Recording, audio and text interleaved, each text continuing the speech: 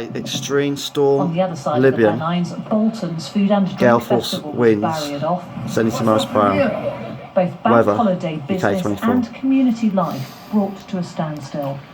Absolutely devastated. I'm not gonna lie, I'm devastated. I've cried, I've not stopped crying. Incredible, guys. Come straight through, shattered the tables, so I don't really know. Breaking news, guys.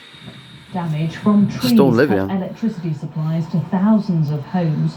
Northern Power Grid said more than 60,000 customers were affected in the east. Electricity Northwest said around 18,000 houses were hit there. Wow, that's Wales and North West England. There's a horrendous noise, so I looked out the window and just in time to see the first part of this tree.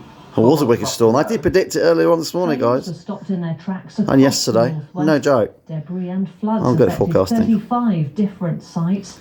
There was disruption. There's more on to come. Transpennine Heavy and severe on rainfall rail tomorrow. services It's too. River Thames and flood alert at the moment.